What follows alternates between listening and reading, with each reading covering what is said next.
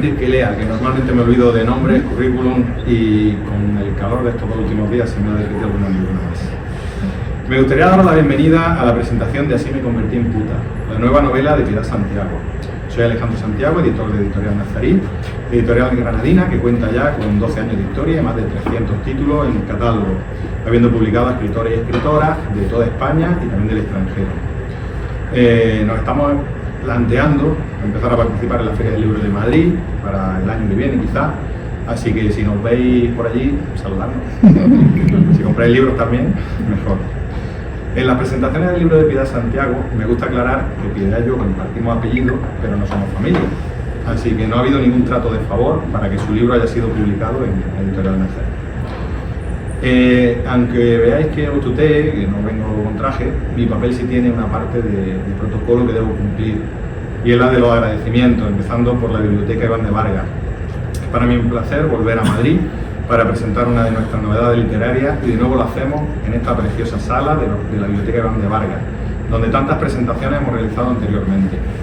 Madrid es prácticamente nuestra segunda casa, ya que tenemos muchas autoras y autores madrileños, y muchos que no lo son, como en el caso de Piedad, pero quieren presentar en esta ciudad. Así que somos unos asiduos de esta biblioteca. Quiero dar las gracias a sus responsables y al personal implicado por cedernos este espacio y prepararlo todo para que disfrutemos en torno a un libro en la que es, por excelencia, la Casa de los Libros. Obviamente de recibo dar las gracias al público por su asistencia, pero no os equivoquéis porque no es un trámite. Sois los protagonistas de este acto, junto a Piedad. Al igual que ocurre en todos los actos culturales, sin el apoyo del público, esto que estamos haciendo aquí no tiene sentido. Somos muy conscientes de que entregáis lo más valioso que tenéis, el tiempo, que en ciudades como Madrid se hace más escaso por los largos desplazamientos. Así que queremos corresponder con entretenimiento y sobre todo conocimiento sobre el libro que se presenta, para estimular vuestras ganas de leer y pronto podáis disfrutar, sufrir, sentir, reflexionar sobre un tiempo, los 70 y 80, y un tipo de vida, el de Chusa, personaje ficticio que es muy real. Nos acompaña en esta mesa Alfredo Urdaci, conocido periodista por todos, que ha desarrollado su carrera profesional en diferentes medios de comunicación, llegando a ocupar el puesto de director de los servicios informativos de Televisión Española, siendo al mismo tiempo presentador del telediario de segunda edición. Compagina su trabajo en el ente público con colaboraciones en varios medios de prensa escrita y de radio. Precisamente a través de una de esas modalidades de radio, los podcasts, realiza el programa Score, donde investiga y pone de manifiesto la problemática de las personas que ejercen la prostitución.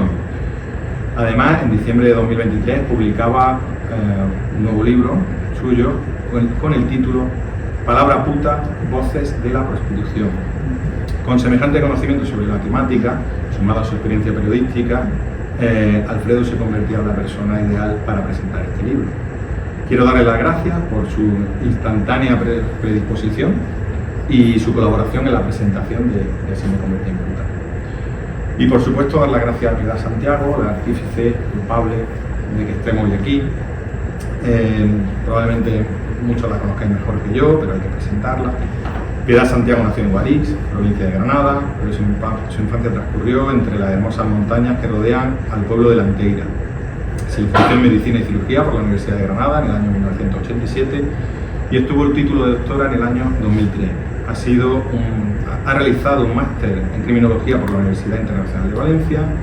Actualmente trabaja como endocrinóloga en el Hospital Universitario Virgen de las Nieves de Granada y forma parte del grupo de escritores denominado Letreridos, conformado por personal sanitario adscrito a dicho hospital. Su vocación de médico no le ha limitado en el ejercicio de la escritura, antes bien, le ha motivado a ello, siendo autora de algunos artículos de importante relevancia científica, publicados en revistas médicas de alto impacto. No obstante, su vena literaria la lleva a escribir de forma regular relatos cortos, caracterizados por un humor explosivo en el que detalla experiencias vividas directamente o expresadas por aquellos que bien la conocen. Este es su cuarto libro, publicó anteriormente las novelas Cuando habla el alma y Ese culo me suena, y el libro de relatos El año que no hubo primavera. Quiero dar las gracias públicamente a Piedad por elegir Editorial Nazarí y confiar en mi trabajo para publicar su libro, convirtiéndonos en cómplices del mostrar y compartir cultura, entretenimiento y enseñanza. Piedad nos presenta una historia No voy a hablar mucho del libro porque ahora hablen ellos y les voy a pedir además que no hagan spoilers. Pero mencionaré brevemente que Piedad nos presenta una historia, cuando menos entretenida, pero sobre todo una temática que es bueno visibilizar. Así lo hemos visto desde la editorial desde el primer momento y así se planteó en las presentaciones que se hicieron en el Colegio de Médicos de Granada, en el Colegio de Médicos de Jaén y en la Feria del Libro de Granada, donde Piedad participó en una mesa redonda que versaba sobre la importancia de la literatura precisamente para visibilizar y concienciar sobre diferentes temáticas. El título ya nos pone en situación: el oficio más antiguo del mundo, como menciona Fernando Mesquida en la contraportada. Chusa es nuestra protagonista, la que nos cuenta su historia en primera persona. No voy a desvelar más sobre la novela porque somos muchos y no quiero pisar la intervención de mis compañeros de mesa. Les pido a Alfredo y Piedad que no hagan spoiler. Sé que es muy difícil presentar una novela teniendo el freno de mano echado, pero bueno, dejemos que seáis vosotras, quienes disfrutéis del placer de la lectura y descubráis la historia de Chusa. Yo en todas las presentaciones siempre me despido pidiendo, animando que leáis, animando a la lectura en general. Llevo tatuados los versos del Cancionero de Unamuno: leer, vivir la vida que otros soñaron. Los libros nos aportan entretenimiento, en la mayoría de los casos, y conocimiento, reflexión y concienciación, algunos de ellos.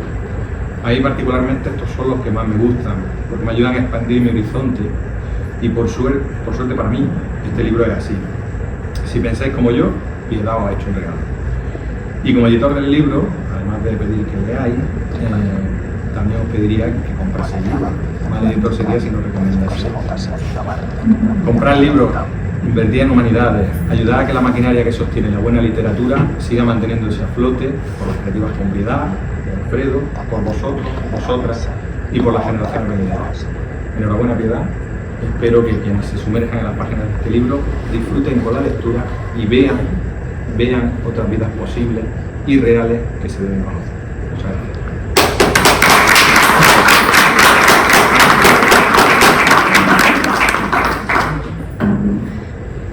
Muy buenas tardes a todos, gracias por la presentación.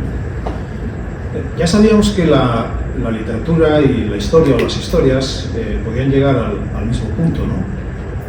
Por caminos diferentes, por senderos diversos, se puede llegar a lo mismo.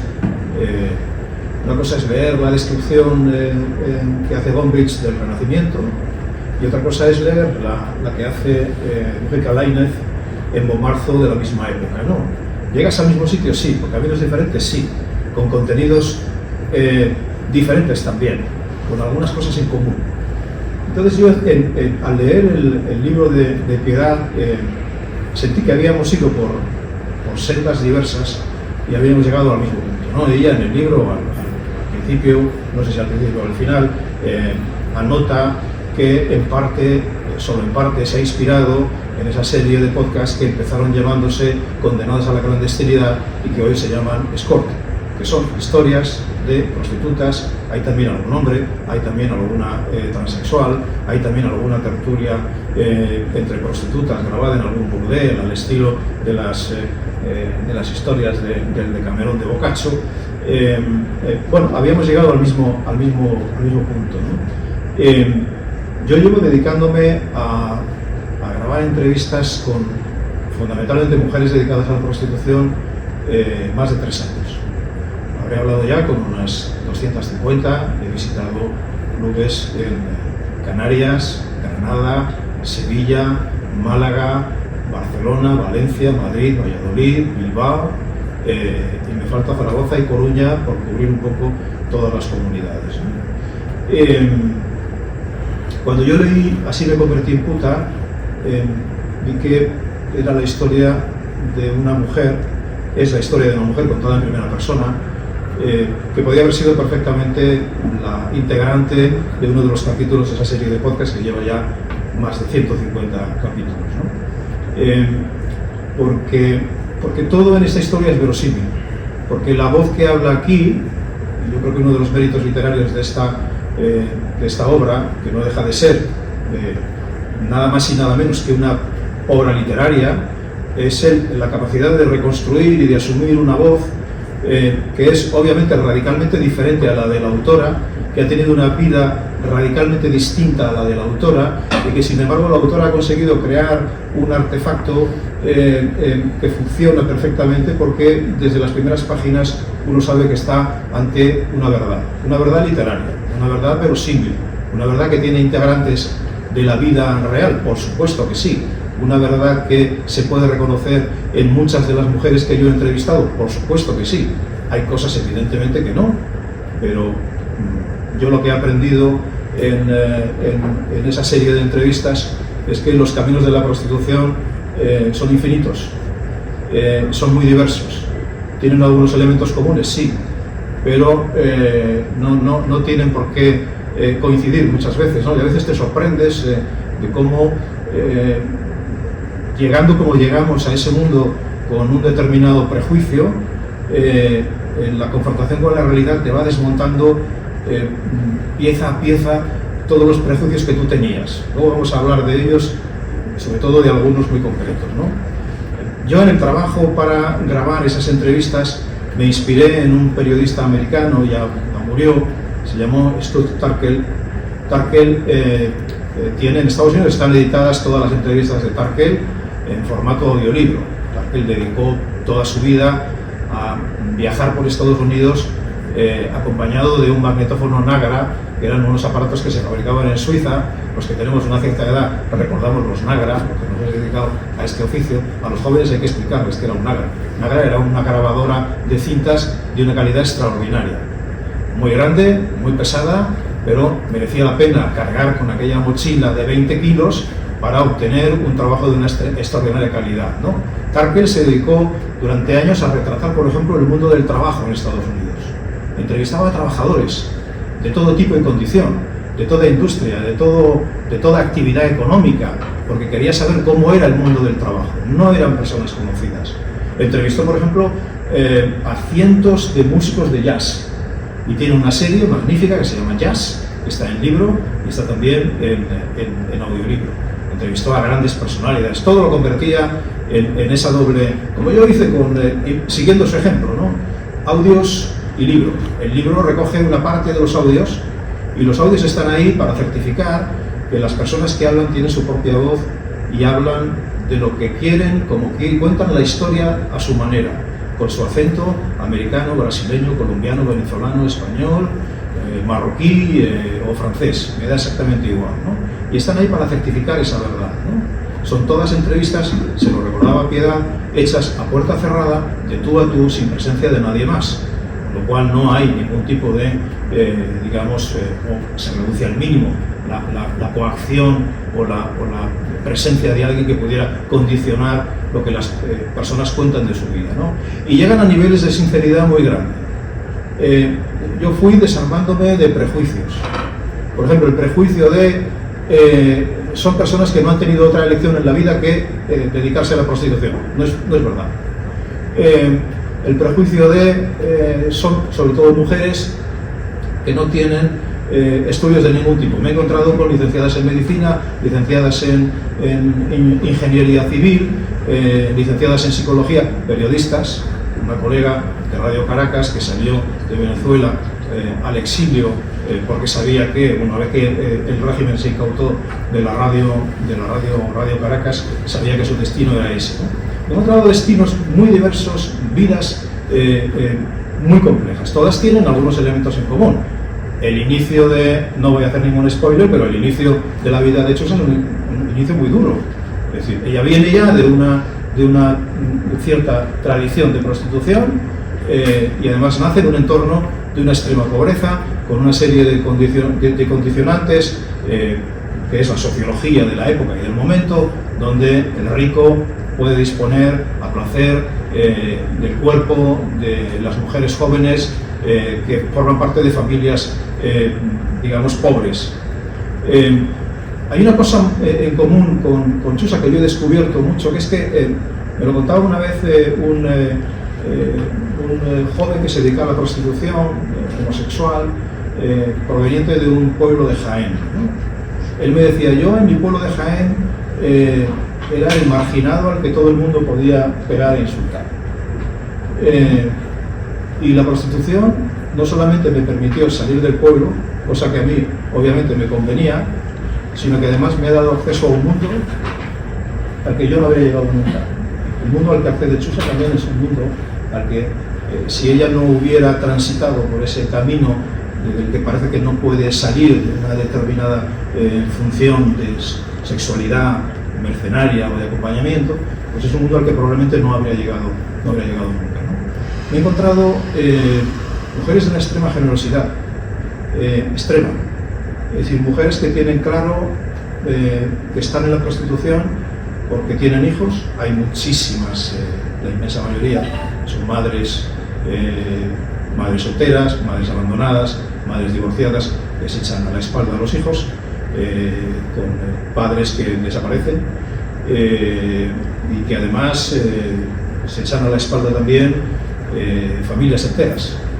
Mandan dinero a América para papá, para mamá, pagan el tratamiento médico de sus padres si lo necesitan, pagan la escuela de los hijos, pagan la manutención de los hermanos y hermanas, muchas veces sufren la explotación de la propia familia, y eso también hay que destacarlo. Y son personas que tienen una estrategia económica, ¿no? Cuando les preguntas, bueno, ¿cuánto vas a estar aquí? Te dicen, bueno, yo tengo mi meta sobre todo las madres, y cuando ya llegue a esa meta ya lo dejaré, ¿no? No sé hasta qué punto esa promesa o ese compromiso es sincero, porque en una ocasión una joven colombiana me dijo, bueno, si yo te dijera que voy a dejar esto dentro de 3 años, te mentiría, porque yo soy adicto al dinero. Aquí no entra dinero fácil, pero sí entra rápido. Y hay algunas que con el cambio del euro a moneda americana, pues ya tienen una cierta estructura empresarial, que ella tenía concretamente un restaurante, 2 taxis, una clínica estética, y había comprado una casa para ella y una casa para los padres. Es decir, había hecho dinero porque ese viaje es muy rentable, ¿no? Te encuentras muchas americanas que vienen a España por un visado de turista, están 3 meses y vuelven. Pasan 6 meses allí, vuelven 3 meses otra vez.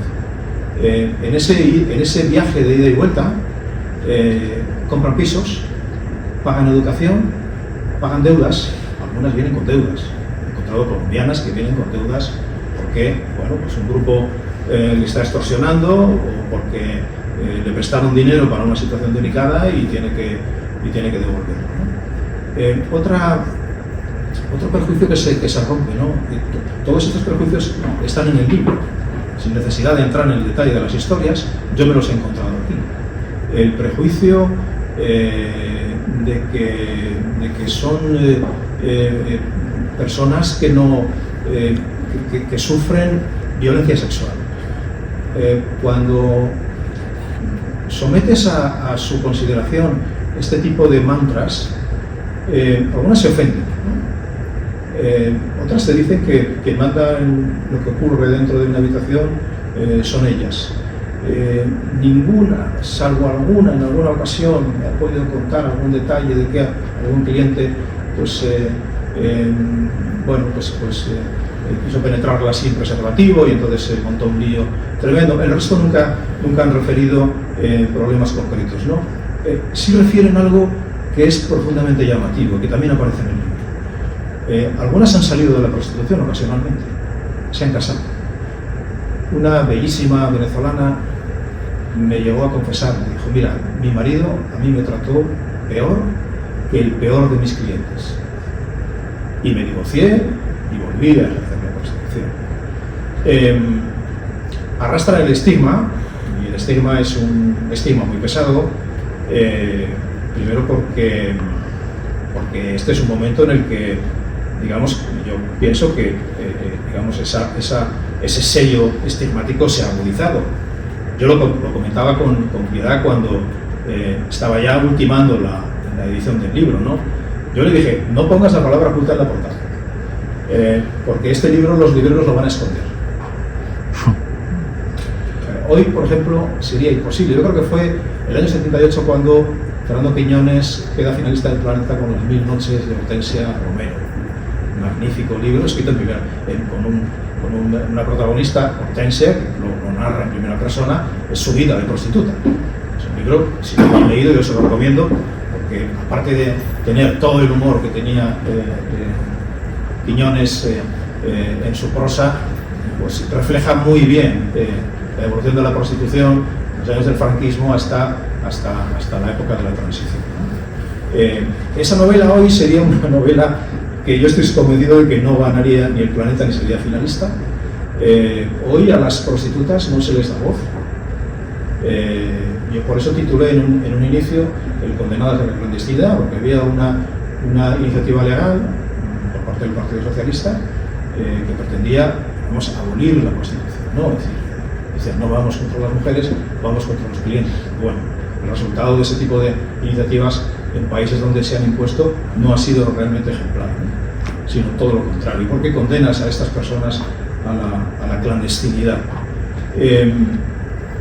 Entonces, el otro día, en un debate en televisión, en el que se enfrentaron una mujer que mantenía una posición feminista abolicionista,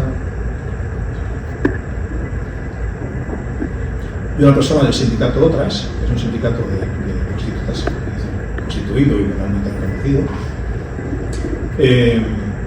me chocó muchísimo que en el calor del debate la persona que mantenía la posición del abolicionismo, en un momento dado, cuando la otra parte le reprocha, no están ustedes escuchando a las personas que ejercen la prostitución, dijo, es que no las necesito escuchar, es que no quiero escucharlas, es que ¿para qué vamos a escuchar a las personas que ejercen la prostitución? Claro, dicho así, en crudo, pues choca, ¿no? Algo que yo vengo viendo desde hace un tiempo, me resultó todavía más chocante, porque uno entiende que en una democracia, cuando se legisla, el sistema democrático debe escuchar a las personas sobre las que se va a legislar y a las que vas a cambiar la vida, ¿no? Si legislamos por convicción y nos olvidamos de que hay unos posibles resultados, pues probablemente nos vamos a equivocar, ¿no? Probablemente podemos provocar un efecto contrario al que estamos buscando, ¿no? Caso francés, aumento de la violencia, aumento de violaciones y robos que no se denuncian, porque si los denuncias tienes que confesar que ejerces la prostitución en un piso y vas a ser desahuciada de ese piso, con lo cual, bueno, pues el resultado entiendo que no es el que se busca, no baja el consumo, y tienes a una serie de personas, en este caso en España se calcula que hay entre 100 y 120.000, según estudios académicos de Carmen Meneses, Robert Río Pedre y otros estudiosos de este fenómeno, que pasarían directamente a la clandestinidad, ¿no? Entonces, por terminar, no me quiero alargar más, pero el libro, el Así me convertí en puta, creo que es un artefacto literario muy bien armado, con una voz muy bien constituida, tremendamente verosímil, contada a ratos con un tono descarnado y a ratos con mucho humor, el que tiene piedad para narrar, y contado por una voz femenina. Es decir, aquí yo creo que Piedad obviamente juega con ventaja, porque por su trabajo como médico pues está acostumbrada probablemente a la confesión, y por su ser femenino pues tiene más facilidad para captar. Hay escenas, por ejemplo hay una escena, la puedo decir porque es al principio del libro, me vas a permitir que hay una escena que prácticamente es una violación, ¿no? Y Piedad la cuenta con una enorme delicadeza y además de una manera que si la contara un hombre a sí mismo sería quemado en la hoguera. Sí. Entonces creo que eso te da una gran ventaja como escritora, y creo que has creado un personaje que tiene vida propia, al que merece la pena acercarse porque es una visión desde dentro, ¿no? Porque te permite muy bien ponerte en el lugar. El libro no está armado como una reivindicación, no hay victimismo, no hay una bandera blanca que se levanta para decir sálvenme, sáquenme de aquí. Yo no he encontrado nunca esa bandera en ninguna prostituta con las que he hablado. Todas me han dicho que me dejen en paz, que me dejen trabajar, yo tengo mi plan, tengo mi objetivo, solamente puedo conseguir este objetivo si hago esto. Muchas te lo dicen, yo tengo una vida profesional, soy contable, soy analista de riesgos laborales, me encontré una. Dice, si yo me dedicara profesionalmente a lograr mi objetivo por la vía, digamos, normal, tardaría 20 años. Por esta vía tardo 3. Entonces, que me dejen trabajar, que me dejen hacer, que no me vuelvan loca y que no me estorben, ¿no? Añado una cosa más, porque obviamente aquí habla una prostituta española. En mis entrevistas hay pocas españolas, porque la mayor parte de las españolas están trabajando en Suiza, donde cobran 4 veces más y donde están reguladas, están ordenadas y tienen sus lugares donde pueden trabajar y donde no pueden trabajar. Ellas son casi todas americanas, ¿no? Hay dos cosas que temen las prostitutas y que les molestan profundamente. La primera es la higiene de los hombres. El español no es limpio. Por lo menos el español que visita burdeles. Esa es una conclusión. La segunda cosa que temen las prostitutas, sobre todo las que vienen de América, es a la policía. Temen a la policía porque cuando las encuentran sin papeles, lo normal es que las deporten. El resultado de eso, ¿cuál es? Que uno se puede encontrar en un club, como me he encontrado yo en una carretera de Valladolid, en Tordesillas, con una señora que hoy era la entrevista, ayer llegué de Colombia. ¿Y viniste aquí? Y dice, sí, porque es que de aquí me deportaron. ¿Y cuándo te deportaron? Hace un año. ¿Y has vuelto al mismo sitio? Claro, sí, claro, al que conozco. Entonces, se habla mucho de acabar con la prostitución, con la que no se acabará nunca.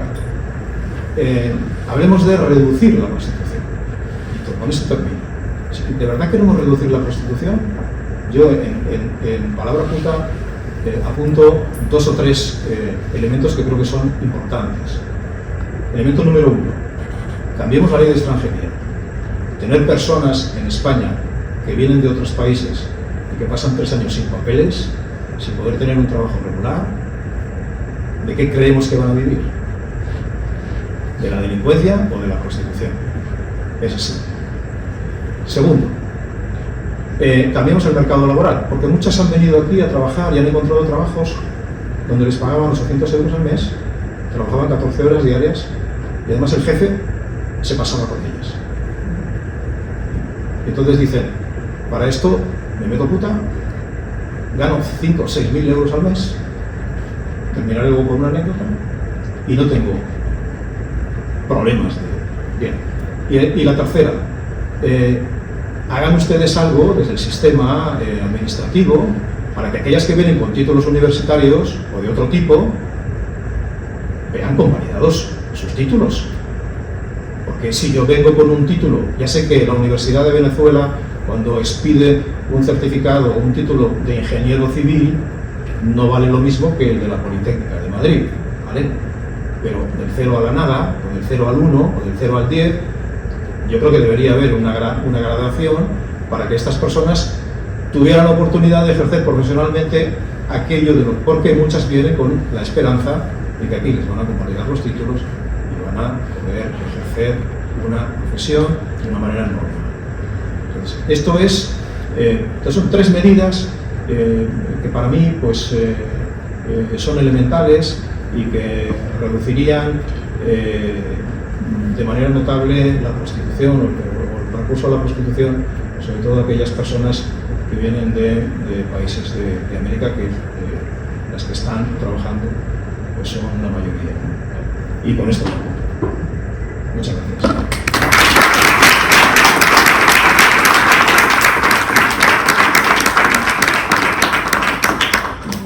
Bueno, pues yo en primer lugar daros las gracias a todos vosotros que habéis tenido la amabilidad de acompañarme, como siempre, los primeros mi familia, que siempre están arropándome y que sin ellos no me imagino mi vida sin mi familia, empezando por mi hijo y continuando por los que son mis hermanos, entre ellos mis cuñados.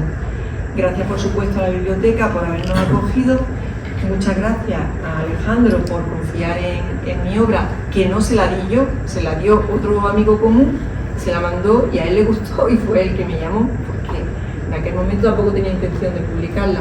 Y por supuesto muchas gracias al señor Urdaci, porque para mí, que soy de provincia, una catetilla como de pueblo, que venga un periodista como este señor y me diga que sí, que le ha gustado mi novela y que quiere venir a presentarla, pues como os podéis imaginar, me siento muy orgullosa y creo que puede ser casi el culmen de mi carrera.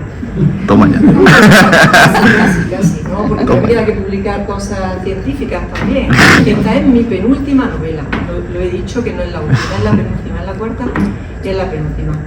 Y bueno, he tenido otras presentaciones en Granada y en Jaén. Han sido maravillosas, estupendas, porque he estado también acompañada por gente muy buena que ha hecho una presentación de la novela fantástica. Y como digo, mi cuarta novela está saliendo en bucle todo lo que he publicado anteriormente. La primera fue Cuando habla el alma, la segunda fue Século me suena, que tiene un tono totalmente diferente a este, porque la escribí con el ánimo de que en cada capítulo la gente se riera carcajada, o al menos se sonriera, o pensaba que cuando se lo leían estaban haciendo el ridículo en una playa nudista. La tercera fue El año que no hubo primavera, un homenaje a mi marido y a mi padre, que fallecieron los dos en el 2020, mi marido de COVID. Y bueno, es un conjunto de relatos muy bonitos que además tienen muchísima emoción, porque hay relatos de todo tipo, relatos humorísticos, relatos de denuncia social, relatos nostálgicos, pero bueno, es un libro que a mí me enternece. Y por último, pues Así me convertí en puta. Así me convertí en puta nace de una inspiración de una persona a la que conocí, y a la que conocí mucho y me quería mucho. De hecho, tenía una foto mía en el salón de su casa.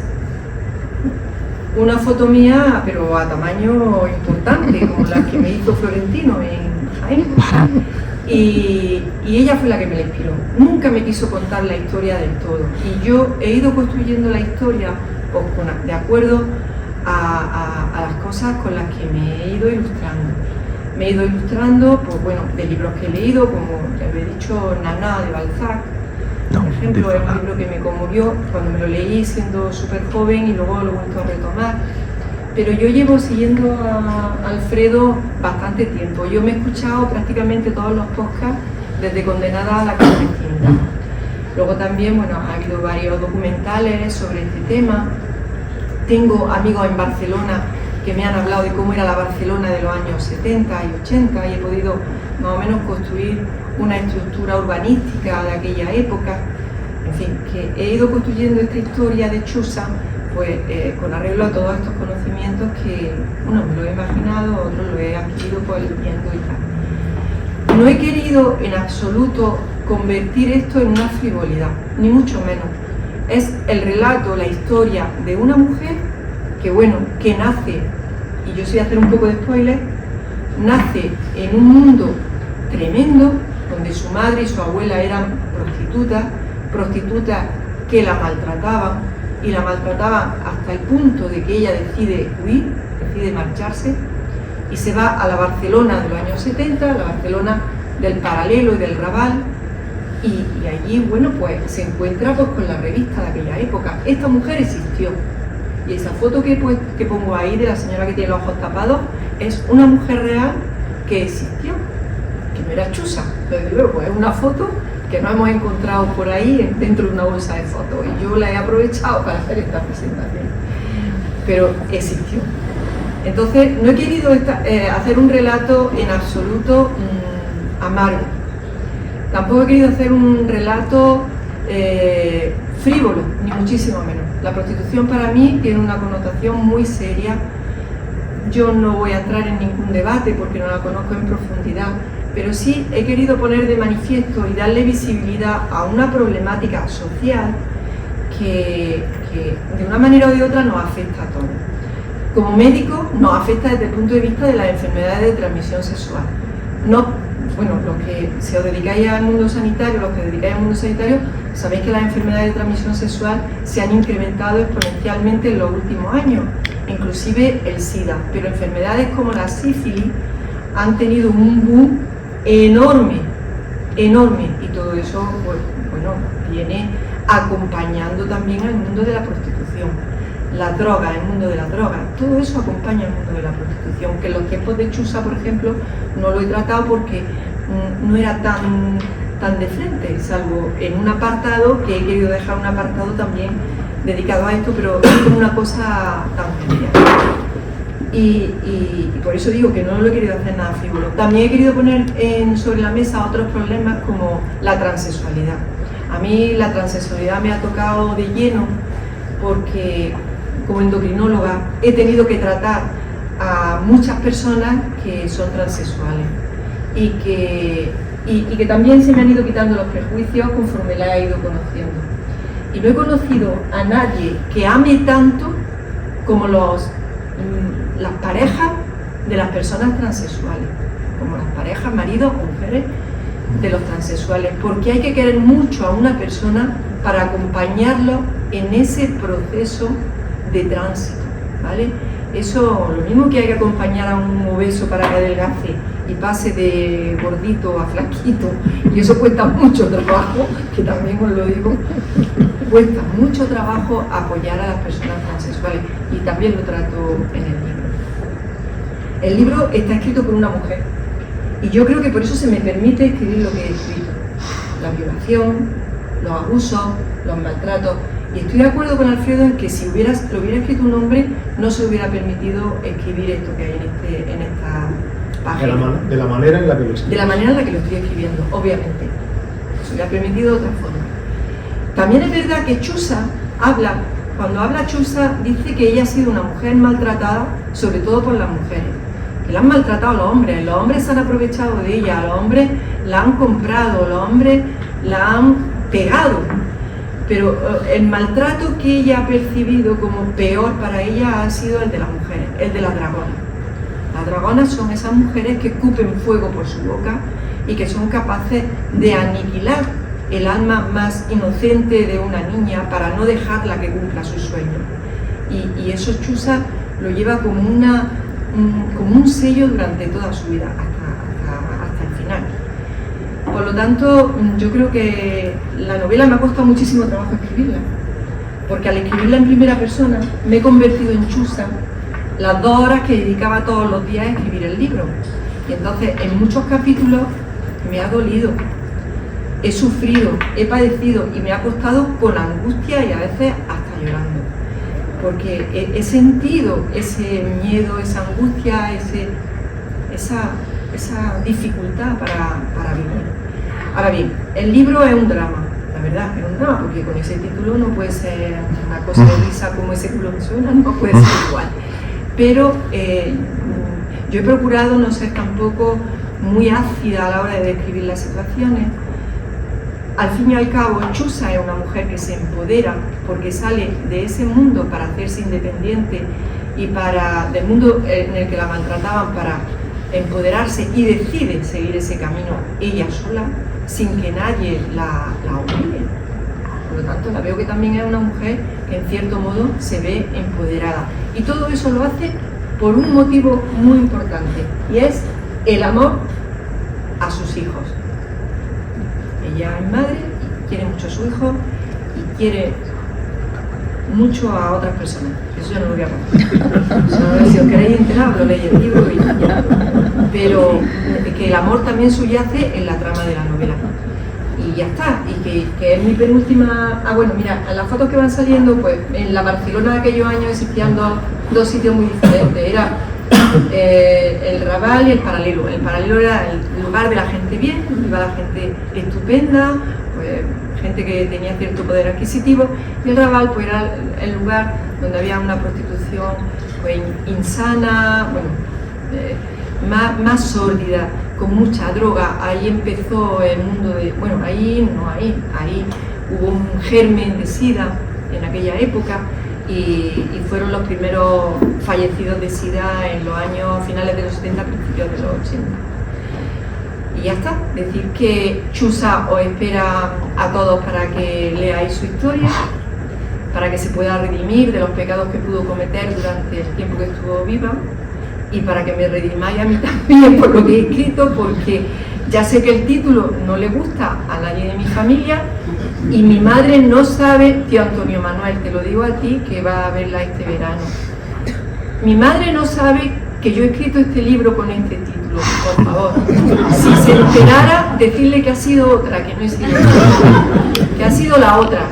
Y ya está, porque es que si no, me la cargo. Tengo ganas yo a mi edad de cargarme otra bronca de mi madre. Muchas gracias.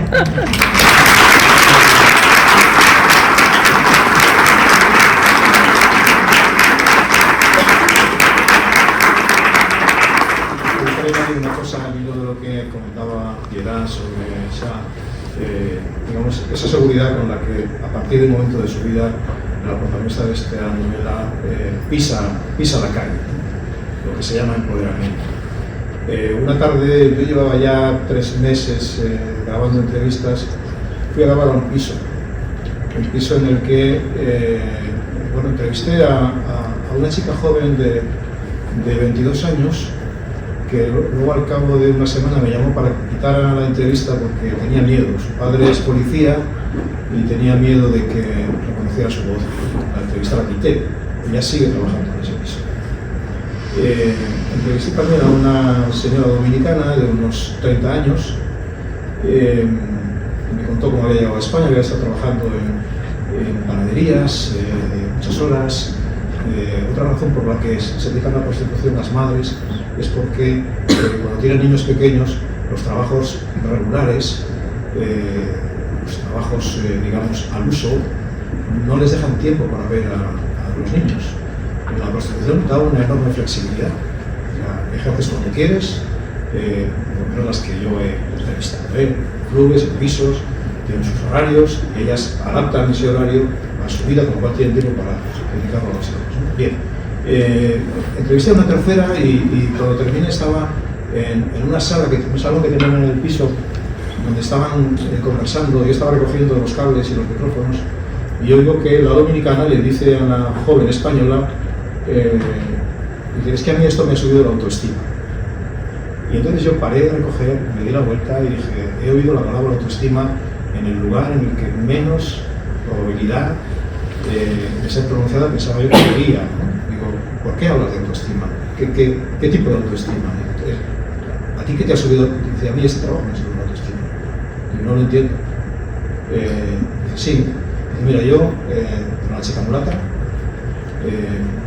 yo cuando trabajaba, yo he sentido el racismo.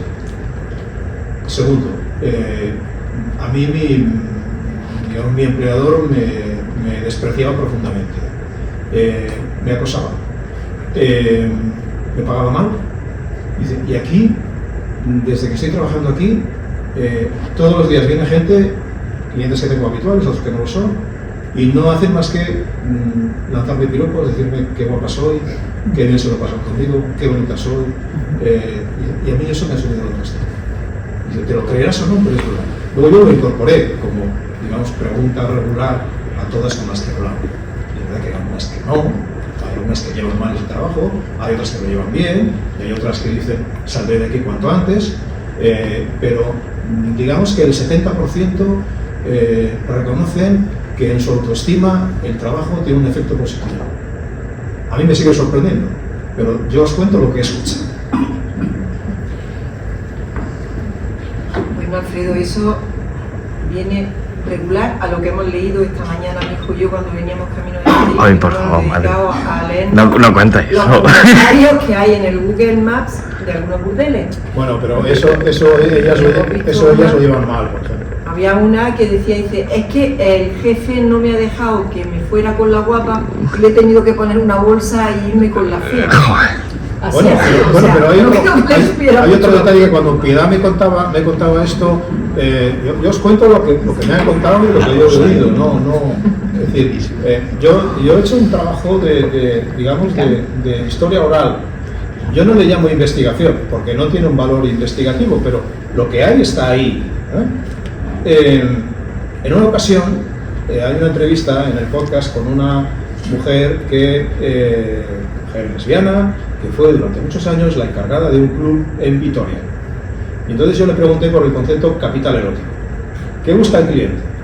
El cliente va y, es decir, esto en términos, hay un juez, famoso juez de Estados Unidos, profesor de la Universidad de Chicago, que habla en términos económicos de la Constitución, ¿no? Dice que la Constitución es el resultado de que hay menos sexo disponible gratuito que el que se demanda. Eso en términos económicos es así. Bien, yo le preguntaba a esta mujer, ¿qué busca el cliente? O sea, ¿cómo, el cliente, tú entras a un burdel y puedes clasificar a las mujeres por su grado de capital erótico, de atracción, es decir, cómo son, cómo se ponen, cómo se visten, cómo se mueven, cómo interaccionan, cómo hablan, son más o menos simpáticas, son más o menos tímidas. Y entonces esta persona me dijo, no, estás muy equivocado. Dice, yo en una ocasión vino una chica a hacer plaza, como le llaman ellos, estar un tiempo en el club, lo que vino era, reproduzco literalmente la expresión de ella, era un orco, era bajita, era fea, no tenía nada. Dice, y todas se quedaron muy tranquilas, pero al cabo de una semana entraron todas en mi despacho a decirme, o sacas de aquí a esa mujer o la echamos nosotras, porque se lo llevaba todo. Entonces, lo que ocurre en esos lugares para mí sigue siendo un misterio. O sea, el por qué, el cómo, el quién, qué buscas, a dónde vas y qué necesitas. Esto es como muchas te dicen, yo lo sigo poniendo en cuarentena, que la mayor parte de los clientes no buscan sexo, buscan compañía, buscan que no les juzguen, buscan hablar, buscan que les escuchen, buscan... Termino con una anécdota divertida en Valencia, en un club de Valencia que ahora es usted, ya se reconvirtió. Me encontré con una veterana que me dijo, mira, en una ocasión vino, me pregunté, ¿clientes clientes hombres, clientes mujeres? Dice, bueno, ¿alguna vez viene alguna mujer? Dice, a mí en concreto, hace muchos años vino una mujer que tenía 50 años y era catedrática de literatura en la universidad. Me lo dijo ella misma. Y bueno, pues pidió a la encargada a alguien con experiencia. En aquel momento la que más experiencia tenía era yo. Y subí con ella a la habitación. Y yo empecé a desnudarme y me dijo, no te quites nada, que esto no vale lo que pienses. Siéntate, vamos a pedir un café, nos vamos a tomar un café. Y dice, mira, yo me voy a casar. Tengo 50 años, no he estado nunca con un hombre. Quiero saber cómo se hace. Quiero que me expliques qué se hace con un hombre. Dice, y durante 3 semanas vino cada 2 días a pasar una hora conmigo para que yo le explicara qué se hacía con un hombre. Y aquella mujer obviamente se lo explicó porque lo sabía perfectamente. Una labor social. Quería leer un trocito, nada más que un trocito, ¿vale? Un párrafo pequeño. Este es como el que me gusta esta parte porque es como que toman conciencia de la situación, ¿no? O le abren los ojos a Chusa. Dice, era tal el afán que ellos ponían en violentarme que decidí obtener por ello algún beneficio. La tía Monse me había ido aleccionando sobre aquello. Un día en que quejosa le recriminé el hecho de darme a Jordi para que le acompañara hasta el centro, me replicó, Chusa, que ya eres grande, hija. Todas las mujeres tenemos arsénico entre las piernas y ese veneno nos sirve para sobrevivir. Tú ya me entiendes. Me quedé pensativa, intentando desentrañar el significado de aquella terrible afirmación, pero yo ya lo sabía.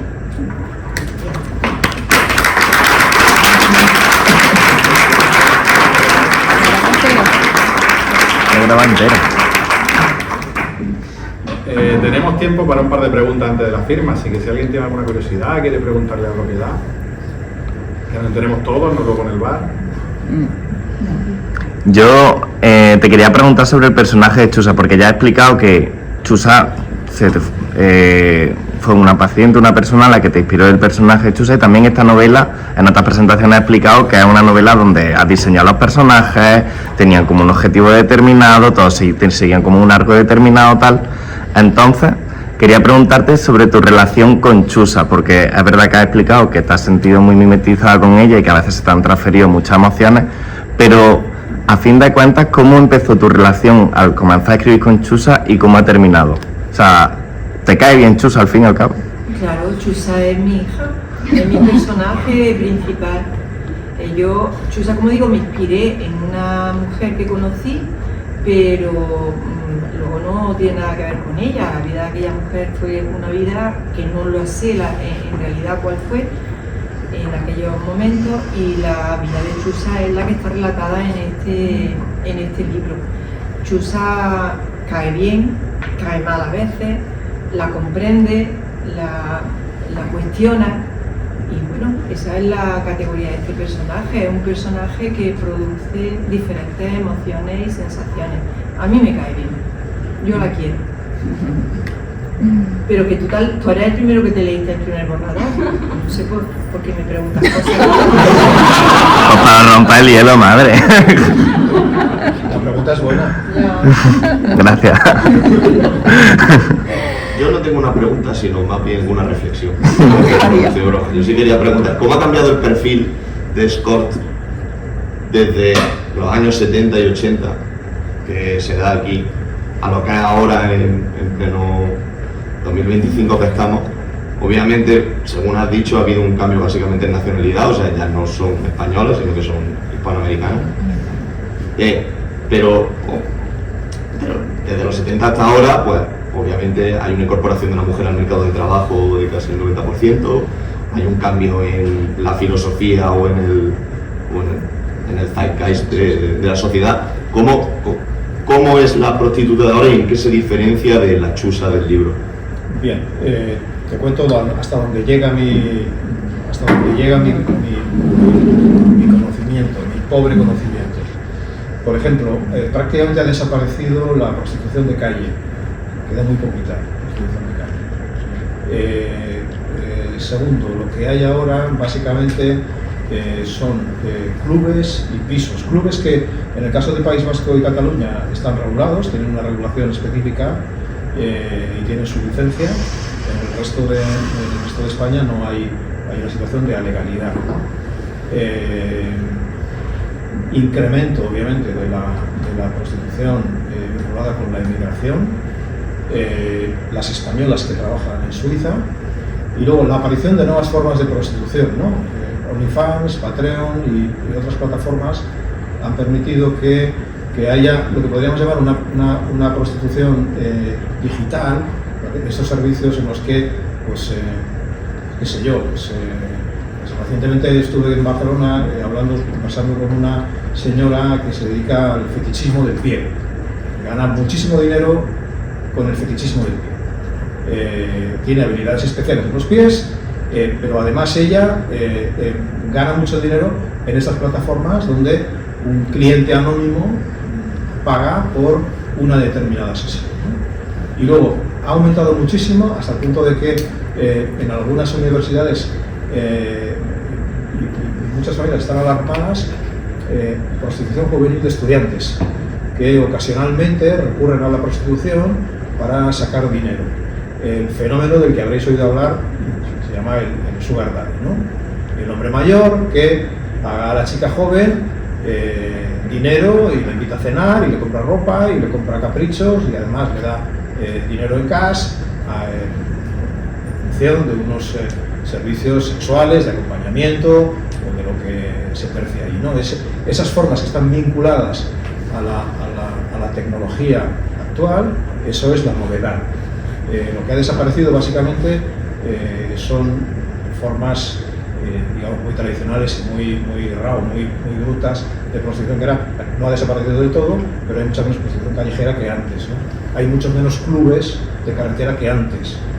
Antes eran mucho más frecuentes y ahora vas por carreteras y lo que ves son muchos clubes cerrados porque pues, han dejado de ser un negocio, ¿no? Y luego hay que subrayar que está la prostitución de pisos y esa es la más difícil de controlar. En los clubes la policía entra cuando quiere, inspecciona, pide papeles, registra y no tiene ningún impedimento para entrar a la hora que quiera, el día que quiera, cuando quiera, como quiera y acompañado de quien quiera. Pero en los pisos la policía no puede entrar sin orden judicial. Entonces, donde realmente se producen situaciones de explotación sexual, donde se canaliza la trata con fines de explotación sexual, es básicamente en los pisos, ¿no? Y esa es una realidad. Esa es digamos, en grandes rasgos, el esquema que se ve hoy, ¿no? Luego han desaparecido, por ejemplo, ha cambiado. Pues antes había las famosas rutas del este que venían de Rumanía. Cuando Rumanía entra en la Unión Europea, pues eso acaba. Las rumanas vienen directamente, cogen un autobús y se plantan